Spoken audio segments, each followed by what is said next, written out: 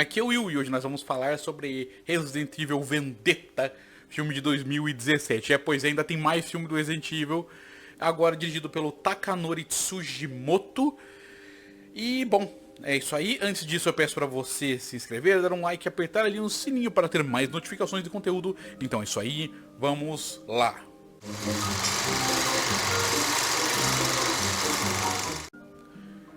Muito bem.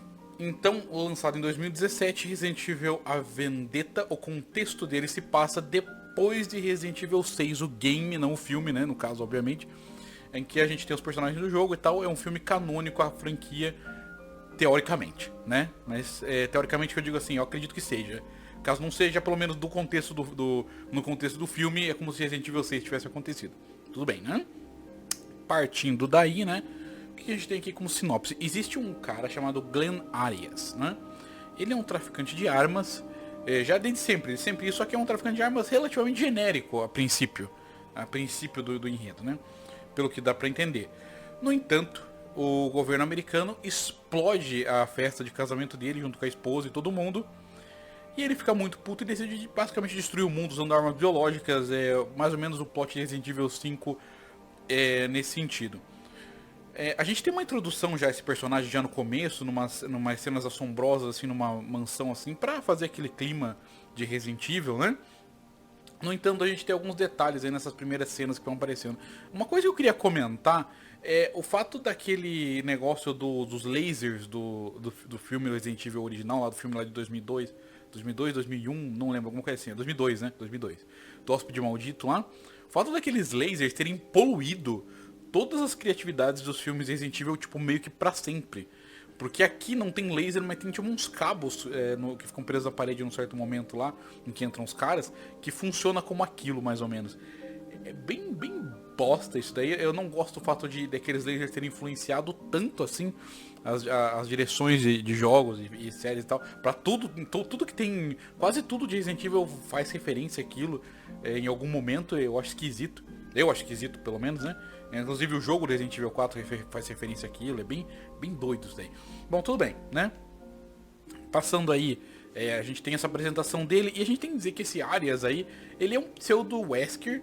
Eu sinto que na cabeça do Takanori, provavelmente ele não queria usar o Wesker, mas como o Wesker ele morre num jogo anterior, né? Não é nem Resident Evil 6, é antes. Ele não teria como usar o personagem, então ele coloca esse cara, porque ele funciona como Wesker. Ele é o Wesker, basicamente. Ele também luta muito bem, só que a diferença é que ele não tem superpoderes a princípio, né? Mas ele luta muito bem, luta até melhor que o Chris e o Leon, né? O Leon, se bem que o Leon ele nunca enfrenta na forma humana, mas ainda assim, ele luta muito bem. E tem essa característica, ele tem essa postura que é muito parecida com o do Wesker, do cara, o cara forte e tal, o cara sereno ao mesmo tempo terrível, esse tipo de coisa, né? Estereótipo aí de vilão calculista, digamos assim. Partindo aí, né, o roteiro aqui, ele tenta trazer vários personagens Resident Evil juntos, né, porque tem que criar desculpas aí pra ter dinâmica, né. E como os personagens de Resident Evil, dos sobreviventes lá de Recon City, são os personagens, assim, mais recorrentes, é óbvio que pra isso que ele vai, né. O protagonista, que a princípio, né, o personagem maior é o Chris Redfield, que aparece aqui desde o começo ali com uma equipe. Ele faz parte de uma equipe que vai atrás de armas biológicas, assim como o Leon.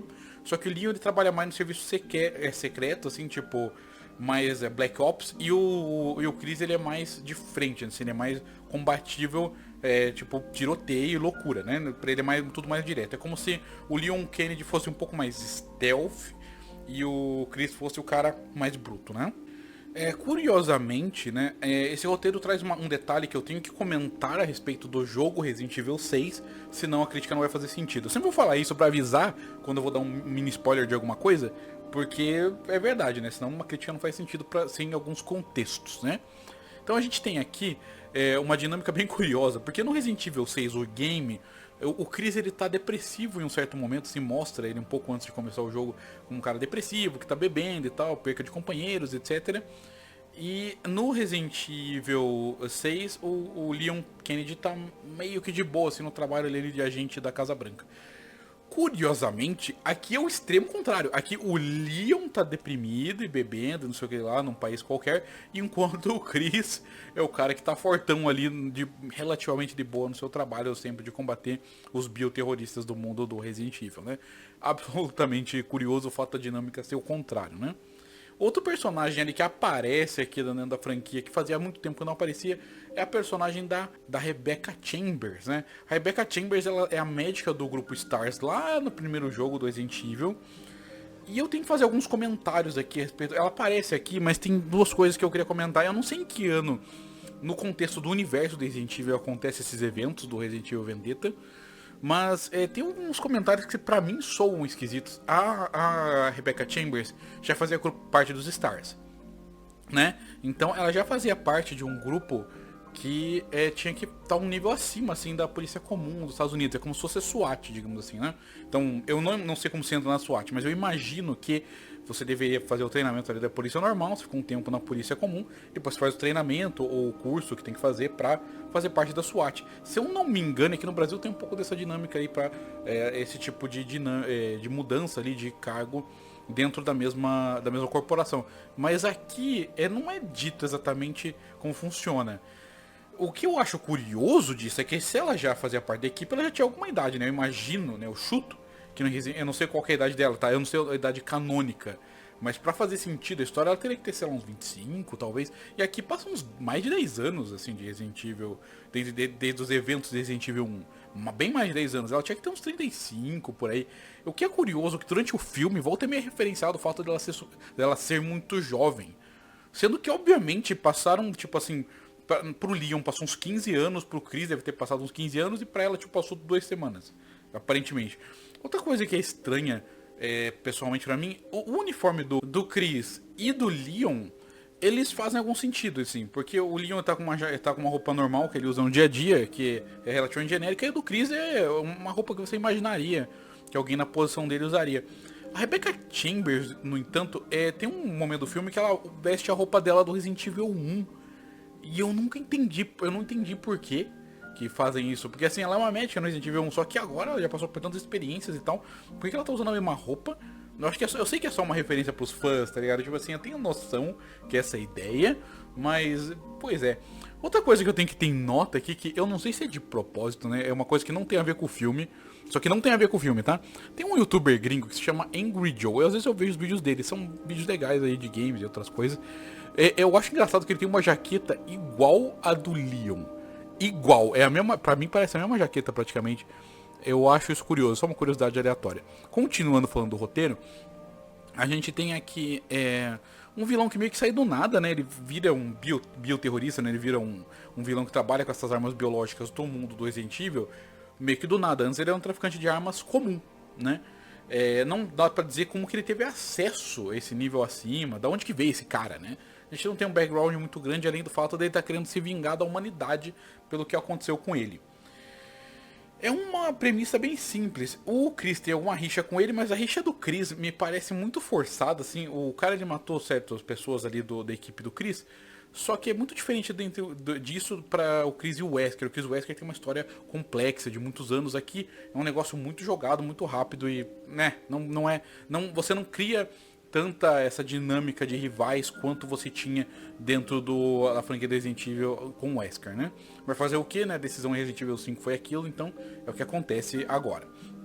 A partir daí, né, a gente tem uma direção que privilegia bastante uns closes, assim, close na arma, close no capacete, assim, pra mostrar detalhes, assim. Eles gostam bastante de detalhes de animação.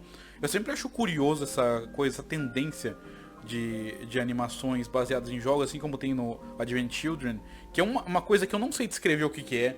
Eu não sei descrever o que é, eu vou exemplificar o que é. Quando vai aparecer uma arma, um objeto pesado ou qualquer coisa assim, existe uma tendência a animação fazer um zoom, né, fazer um tipo de close, e por exemplo, tá com uma chain gun, né, uma arma giratória, uma metralhadora giratória.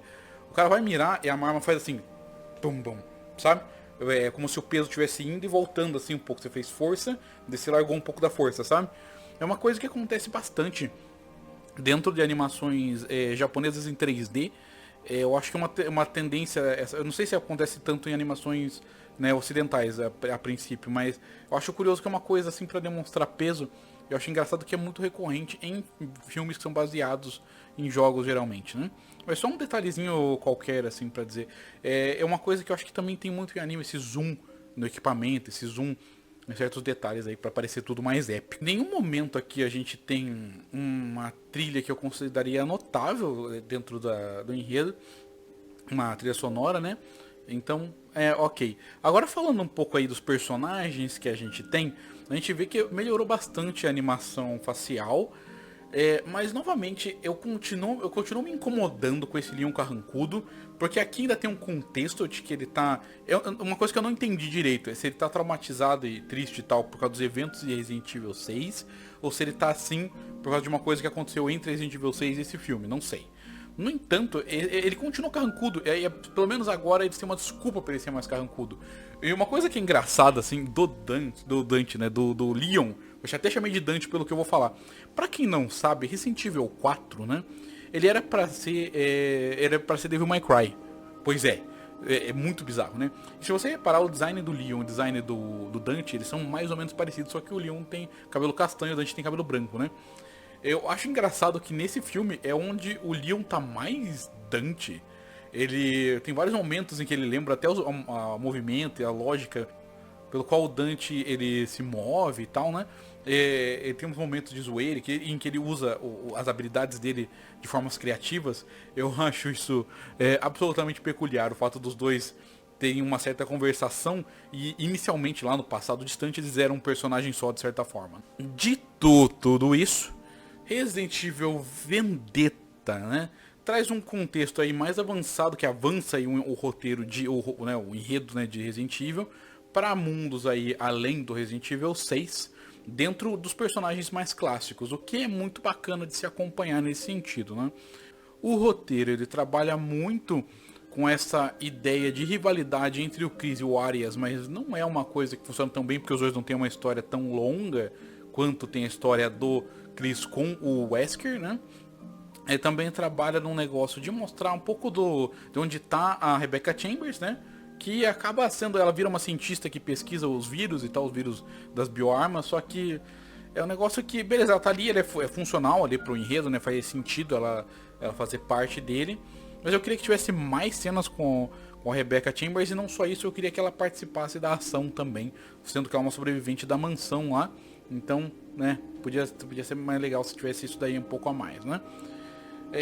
A gente não sente nenhuma dor profunda, mas também não posso dizer que você não sente absolutamente nada durante o filme. Alguma emoção você vai sentir e também um pouco de divertimento, porque a ação é bem absurda. Inclusive, preste atenção quando mostrar uma Railgun, que é bem absurda. Eu falei Railgun mesmo, porque daí você vai ver, assim que você vê, você vai saber o que é. Porque é absurdamente, tipo, o impacto é bem impressionante, assim. É divertido, é um filme divertido. Essa diversão toda não é complementada por nenhuma trilha sonora muito épica, nem nada do tipo. E os personagens que são introduzidos aqui, no caso, além do próprio Arias, o Diego Gomes e a Maria Gomes, o Diego Gomes, ele não faz nada, exceto atirar com a metralhadora uma vez e coisinhas mais básicas. Tem uma batalha dele meio curta. E a Maria Gomes é como se fosse a assassina do Arias, que, bom, eu não posso falar, mas eu vou ter que dar esse micro spoiler, senão não vai sentido. Dá a impressão que vai ter uma sequência com ela, mas até hoje nada, né? Bom, tudo bem. Então isso foi Resident Evil Vendetta. Para mim, a nota de Resident Evil Vendetta seria um incrível 6,5 de 10, que já é uma nota bem alta, assim. É sempre interessante ver o Chris e o Leon interagindo, porque é uma coisa tão alienígena, né, originalmente. E também é muito legal a gente ver aí as coisas avançando. E também, é claro, tem uma ação muito competente. Não vou dizer que é a coisa mais brilhante ever, né? Mas eu não posso reclamar muito. Lembrando que essas notas que eu dou, eu tô pensando no contexto em que tá esse filme, tá? O contexto dele é filme que faz parte da cronologia dos jogos do Resident Evil. Então ele tem um contexto muito específico, para um público muito específico, só que eu tenho que julgar ele dentro daquilo. Não posso dar uma nota para ele mais baixa, só pensando no cinema como um todo. Então é isso aí. Caso tenha gostado do vídeo por algum motivo, razão ou circunstância, eu peço para você dar uma olhada aqui nos links na descrição. Ali tem links ali, inclusive, para o canal de games, que é o Punch Games, e também para o link para o financiamento coletivo, tanto daqui quanto do canal de games. Então é isso aí, valeu e até mais.